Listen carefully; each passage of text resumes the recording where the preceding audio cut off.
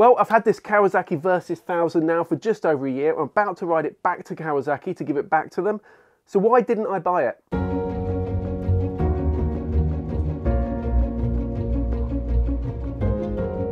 there's one good reason why I didn't buy this bike, but you're going to have to watch through to find out all the details about this. I'm going to go through it section by section so you can really get a good idea of everything you need to know about this.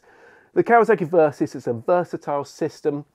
The idea is it's a really all-round bike. It's got no pretense of being an adventure bike, an off-road bike. It's an adventure tourer, and I've used it for touring with my wife. I've used it commuting every day. I've used it for back roads. I've used it to go to meetings around the country. Been everywhere on it. I've done 6,379 miles since I got it. It was on 0 miles when I got it. It would have been more than that, but unfortunately, obviously we went into lockdown, so I couldn't ride it. But let's go through it. So at 253 kilograms fully fueled, it's a relatively heavy bike. You know, that's completely ready to go, but it doesn't feel too heavy to use. Certainly when you're riding it, it doesn't feel heavy. And what I really like, it's got this fairly low standover height for a bike of this type. That means that at 5'10", I can get both feet flat on the floor. And certainly when my wife and I were in Devon on it, it was fully loaded with luggage. Obviously my wife on the back, we were going up a hill with a little gully by the side, and I lost my balance, so I tried to pull away, stalled it.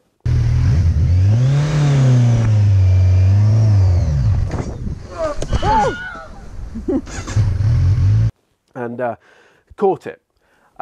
So it helped being able to get my feet down. It certainly doesn't feel too unwieldy. It's easy to move around in the garage and stuff because you've got these big grab rails on it. The only time I did find was when I was tucking it into the side of my garage, so I was on the right hand side of it. The stand folded under, I didn't realise, and I lost my balance. And once it's gone, obviously once it goes over centre of gravity, it clipped against the wall, didn't do any damage. But yeah, once this thing goes, obviously it's gone. As standard, the Versys came with Bridgestone T31s, which were great. Really good, wet and dry, but I needed to test some Pirelli Angel GT, so I swapped them over quite early. These have done 5,500 miles, you know, on this bike, and that's been wet, dry, track. It's not a track bike, but wet, dry and track, and they've been outstanding. I reckon I've probably got about 1,000 miles left in them. They are squaring off a bit though, so they start to track a little bit over white lines and overbanding. But yeah, they've been great. And you've got to bear in mind, with that 5,500 miles squaring off, I have had it fully loaded a lot. It's a heavy bike as it is. I've often ridden it fairly well loaded up, so I would expect the rear to have been squaring off like that. The brakes are fine. If you jump onto this after something sporty, they don't have that real hard bite, but they work fine for something like this. They're not too sharp and not too aggressive, but combined with the soft suspension, they do kind of feel a bit, not ponderous, but they're just not got that sharp feel.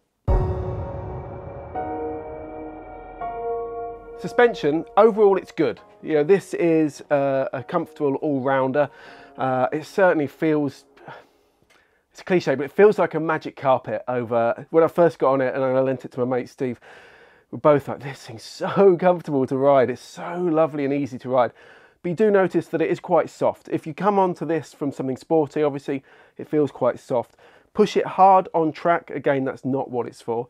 And when you start getting lent fairly well over, it starts to feel a bit vague.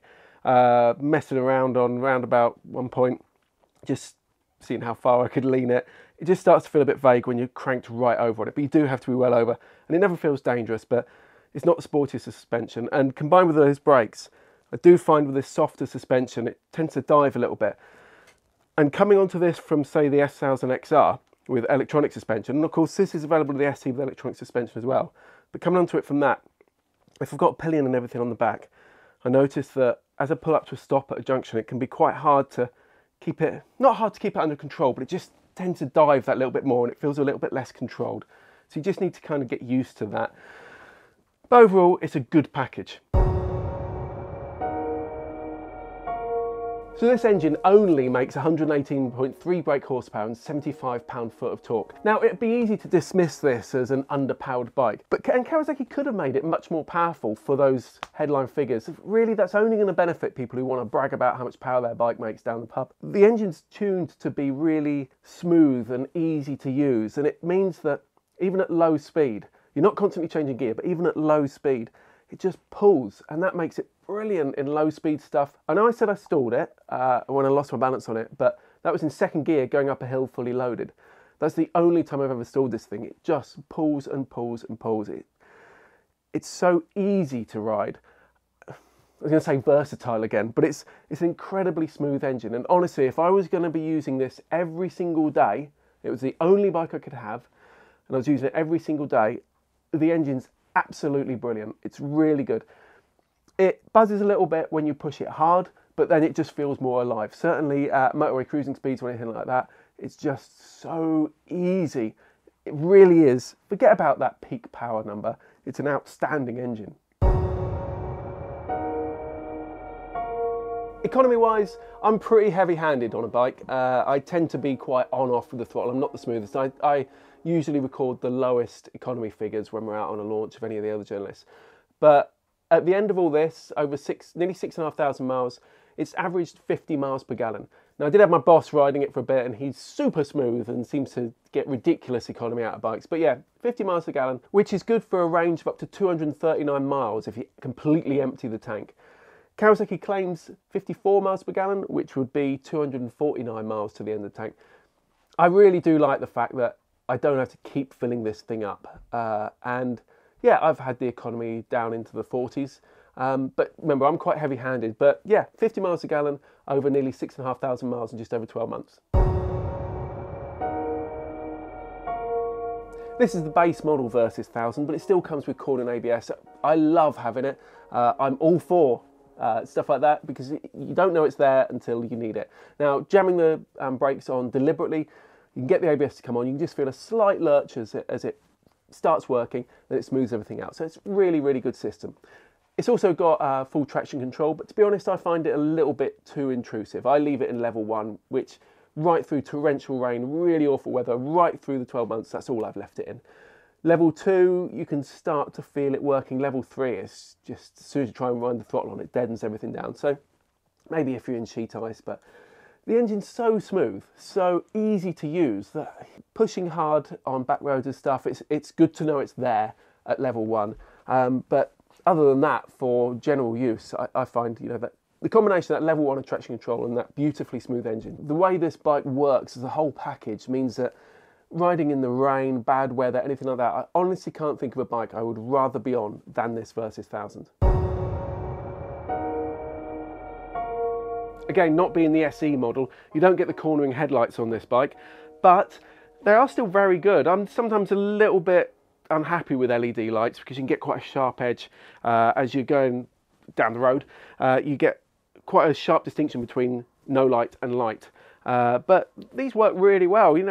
Through the dark, I've had no problems at all with them. Cornering headlights would be cool. Certainly tipping into a corner where you lose that apex, it's good the way they light that up. But realistically, these lights work good. I love the analog rev counter on any bike, and this got an analog rev counter, great to have. But I do find the dash on this one, because it doesn't have the TFT, it's just got a reversed out LCD. Some of the digits are quite small, and I found that when you get rain droplets on them, they're so small you can't actually be sure what the digits are. It's not a problem for normal riding and for seeing your speed and your revs, but some smaller digits, certainly in bad weather, it's a bit annoying that you're, what does that say? Just taking concentration off a little bit more. TFT dash of the SE model is better in that respect. It's not a disaster, it's well shielded, there's a good screen over there, so you can generally read it in all conditions. It's the rain I find it a little bit of a problem. The screen is okay. The SE has a bigger screen, which it is a lot quieter. This one's a little bit buffety. It's certainly not the best screen I've used. For instance, the S1000XR is a quieter screen to use. Remember, people talk about noisy helmets. Most motorcycle crash helmets, in clear air, they're all much of a muchness really. You still need earplugs. It's the fairings that cause the buffeting and the noise in most helmets. This one's all right. It's not the best. And what disappoints me really is this huge, great bracketry to carry the screen, and it's quite a clunky system. You have to undo the 2 bolts, do them up, undo them, do them up. it's hard to do it with one hand while you're riding. You can do it. And there is a big sticker on the tank saying don't adjust the screen while you're riding, but come on. We know that other manufacturers can make screens that you can just use with one hand, so I think this just looks a bit of an afterthought. Overall, the riding position on the Versys 1000 is great. Bars aren't too wide, but they're wide enough to be able to manoeuvre the bike through stuff. You get a good commanding riding position, you get a good view over the top of cars. It just works really well. It's exactly what you want for a bike that, whether you're commuting, using it every day, exploring the country, out into Europe, wherever really, it just works. But while when you first jump on it, the saddle feels really big and soft and comfortable, I find that after an hour or so, I start to be kind of shuffling around a bit on it. I'm really sensitive to saddle comfort, and I don't think it'll be the case for everybody. But if you're going to test ride one, certainly take it out for a good while and just see what you think. Pillion loves it. I'm stuck. But yeah, I just find the saddle isn't quite the comfiest I've ever sat in. Riding 2 up, I love the fact again that it's got that low standover. It means that I can control the bike really easy when we come to a stop. And while I find the seat kind of gets a little bit tiring after about an hour, the Pillion finds it great, don't you, Helen? Yeah, I really like this bike. I loved it. It was really comfy. We went all the way down to Devon in it, and we were in the saddle on the way there for about 7 or 8 hours because we took the slow route. But it was it was really all backwards, wasn't it? Yeah. Yeah, and so you had no complaints, didn't you? Because it's big, wide, comfy. You always insist on having the top box, don't you? Yes. Obviously, we've got the full luggage on here. Put the pad on it, and any complaints at all? No, it was really comfy. You don't very often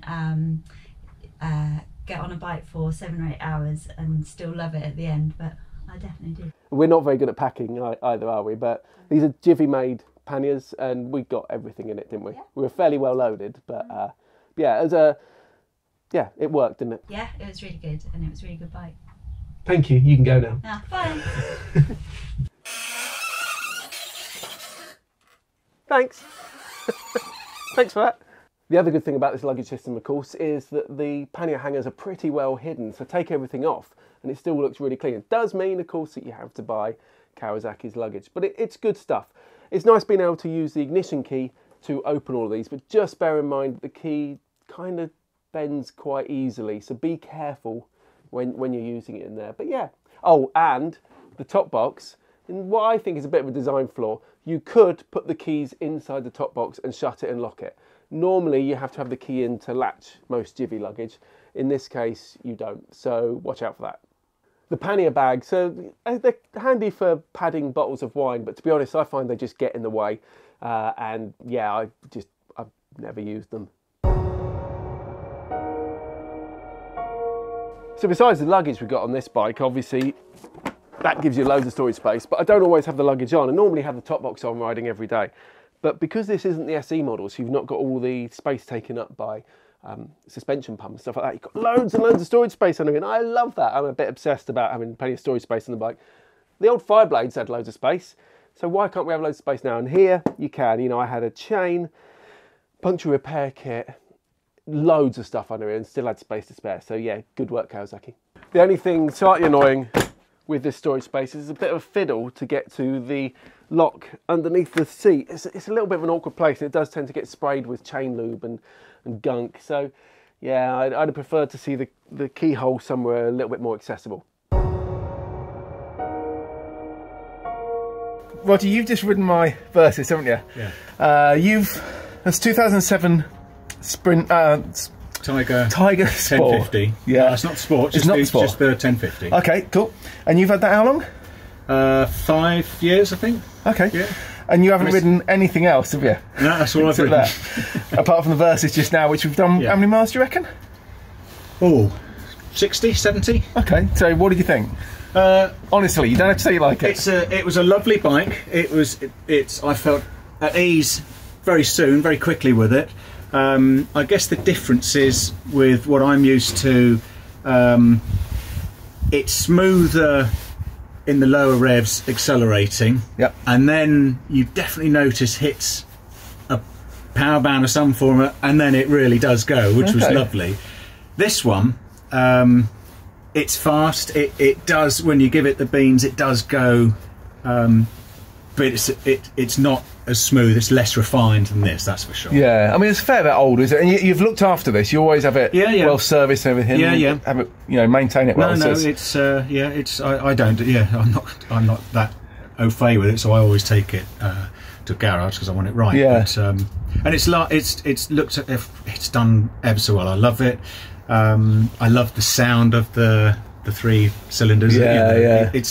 I've done a lot of tours on it, but I have to say, I'm really impressed with this. A lot wider handlebars. It's a command, wide, isn't it? Yeah.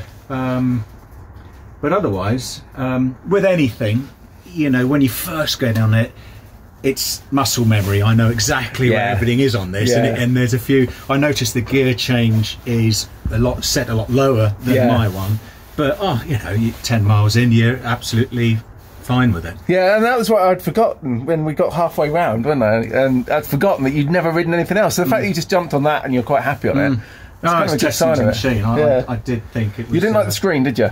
Well, no.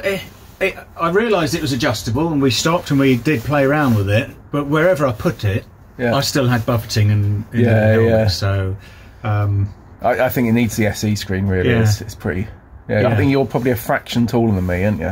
What are you, 5'11"? Yeah, I'm 5'10". But this isn't adjustable. No, but it just seems to just about okay. I mean, it's comfy. Yeah. I much prefer my heated grits. That doesn't have heated grits. Yeah, you can get them, but that hasn't got them. No, it's not standard then. No, not on that model. On the SE, it's standard.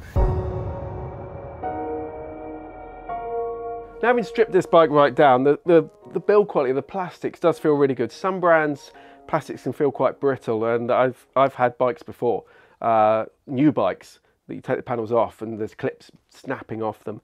Here, really good, thick, flexible, hard-wearing plastics on here. Overall, the finish is good. It's a little bit tricky to keep clean sometimes. It's a little bit awkward, some of these nooks and crannies. The sharp angles are a bit harder to keep clean, but the bike's been ridden every single day for more than 12 months, right through the winter. And I didn't keep on top of the cleaning as much as I should have done. When I got it, I sprayed it with XCP, rust blocker. I've used ACF 50 with it as well. But there are some spots. Most of the bits have been on kind of unfinished bits of metal, or just the black hangers, stuff like that. And most of it cleaned up well. Most of it actually cleaned out. I was trying different Urban Myth type cleaners, and actually lemon juice and silver foil worked brilliantly. Came up really nicely. One bit that was disappointing is there's a bit of corrosion on the screen holder there. Now, if this was my bike, I would have been back to the dealer with that. I'd want that replacing, because it looks like probably a stone's hit it and has just let the corrosion come in. Most of the other stuff is stuff that looks, after winter, looks a little bit tatty, a little bit furry, but cleans up well. So overall, it's good. It's just a few little areas, these little bolts, that I think let it down just a little bit. You can see there's some surface corrosion on the pistons here. I mean, definitely the bike is due a service. So it's really important that if any bike is ridden right through winter, it's important that these calipers are got off and cleaned. Don't push the pistons back first. Get them off and just clean this outside. I mean, it's not going to be a major problem until they get pushed right back, or pushed back more for thicker, newer pads. But it is important to keep on top of this. So do make sure, as with any bike, that don't let your pistons get in too sorry a state. Now, with a little bit of cleaning, actually, they're cleaning up okay. I normally use brake fluid to give them a clean, make sure we're not going to cause any damage to any seals. The little spots of corrosion are on the kind of sitting on the surface, and it does seem to be cleaning off quite well. It just goes to show, these are no different to any other calipers really. You do need to keep on top of this. You cannot go wrong with an inline 4 engine. It's tried and tested, especially when it's sort of chain drive. You're not going to get any problems with it. We do find that, you know, when stuff goes wrong with them, it can, because they sell so many, it can be a common fault. It doesn't mean that they all do it. Yeah, it's just there's a lot of them about for people to go, oh, and forum will soon make people go, so one person says it, suddenly it's they all do that. The thing with forums is that you're only going to hear the bad things. The good things. And people elaborate on one story, and then all of a sudden it's a real problem when it isn't. But anything that's sort of inline 4,000cc, made by Kawasaki as well. And the other thing is, you know, they build big ships, they build strong stuff. So we don't, you know, other manufacturers will get certain problems with other parts of the bike, but with Kawasaki, generally no. The only thing is, over the years they've never figured out how to design a choke properly. You know, it's always like stone cold and it's trying to rev itself to pieces. Oh, they isn't doing that. But they all do, you know, like everything else, you know, 2,000 RPM. Kawasaki's but generally, no, we don't get any problems with the new bikes. We get problems with certain bikes. But generally, in that Versys 1000 motor, I mean, it's making 118.3 brake horsepower. It's not highly stressed, is it? It's not at all. No. You know, if you look at other bikes at 1000cc, they're what, 195 brake now, aren't they? They're well over. You know, so no, and Kawasaki would have built it to a spec, so they know what they're doing with it. But you shouldn't get any problems with, you know, regular general maintenance.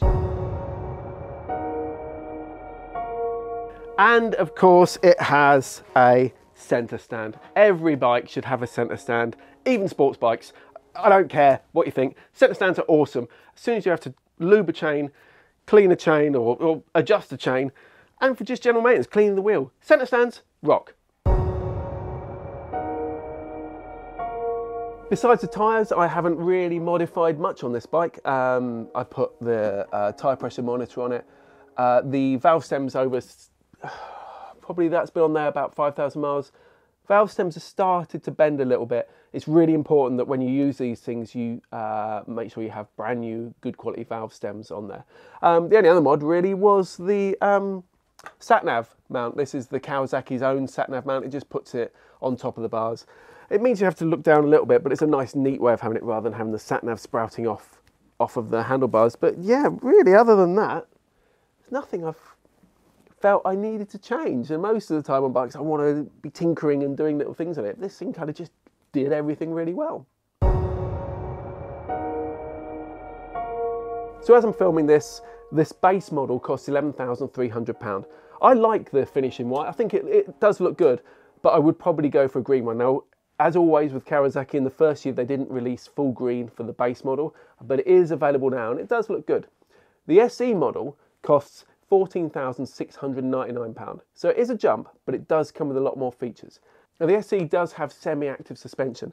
That makes for a firmer, more controlled ride. I did find it a little bit crashy over some potholes and bumps. It's not, I don't think it's the best semi-active suspension there is out there.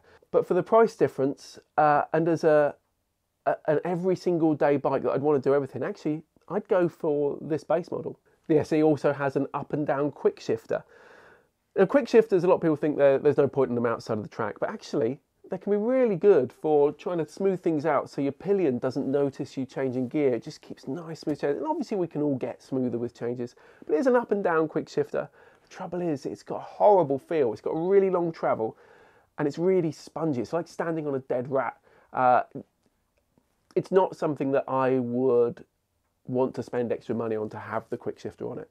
The larger screen is a good feature of the SE model, as are the cornering headlights. They're two things that I would actually think, yeah, they're kind of worth having. But you could always buy the screen separately if you wanted to. You couldn't put the cornering headlights on.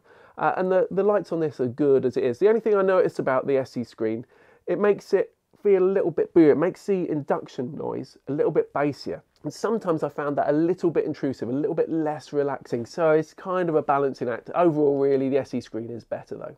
The SE does, of course, have heated grips, and I kept badgering Kawasaki saying, please have the heated grips, but we didn't ever got a chance to put them on. It's the one thing I really missed on this bike, and of course you can fit heated grips to it. I think they're an option well worth having if you're going to be using the bike all the time.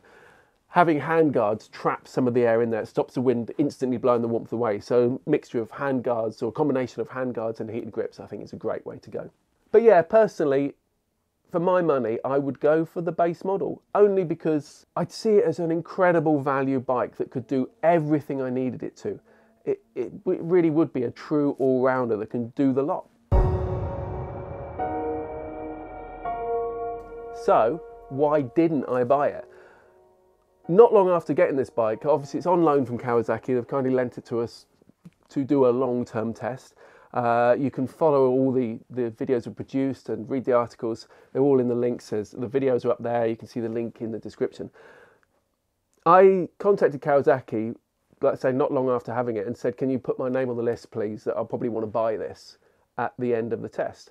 My wife and I loved it. It really was a bike that could do everything. At the time I had an MT10, which was an awesome bike, but I wanted something that could just do more, be more practical. The MT10 was great for going out and being silly, but this bike just, we really bonded with it. I'm still bringing it out and filming this video. I've got some really great memories of the year my wife and I have spent with this and all the places I've been on it, and I've really enjoyed it. You know, on my own as well, I've visited some great places, and for me that's what motorcycling does. It gives you those memories of places you've visited, things you've done.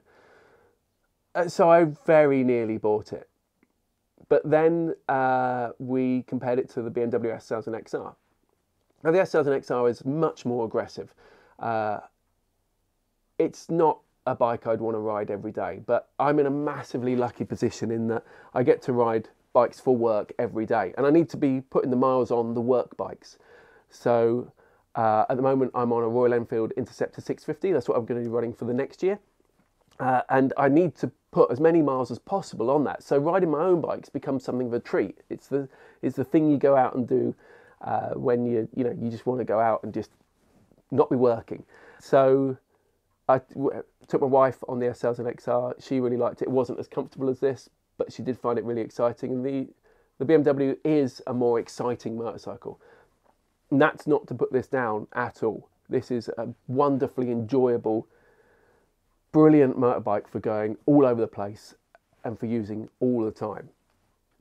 But the S1000 XR it's basically an MT10 that I can put luggage on. So it was the only vehicle we've ever bought new, and we still only managed it because it was just before the new model was announced. We'd never ridden the new 2020 S1000 XR or anything like that, but I managed to get a good deal on that, really good deal on that. And yeah, so that's what I bought. And that's why I didn't buy a Versys 1000. But I've got to say again, if I could only have one bike, and I wasn't in this fortunate position of being able to ride bikes for work, this is the one I would have bought. I'd have some misgivings about it. I'd make some modifications like the screen. But yeah, it's an outstanding bike. It just wasn't quite right for what I wanted in my situation. But I wouldn't hesitate to recommend it to my closest friend who was in that situation of needing one bike to do it all. And like that, it works brilliantly.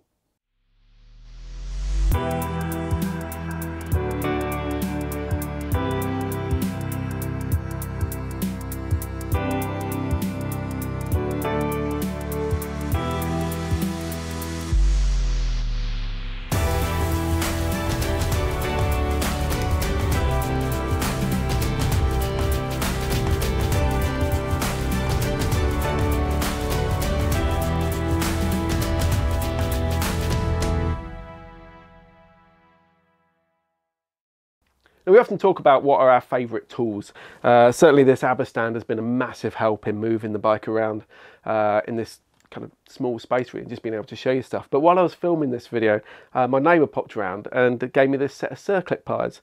And I was really touched because, he said, oh, you're the only person I know who works on bikes now, and he used to use them when he was working on bikes when he was a teenager.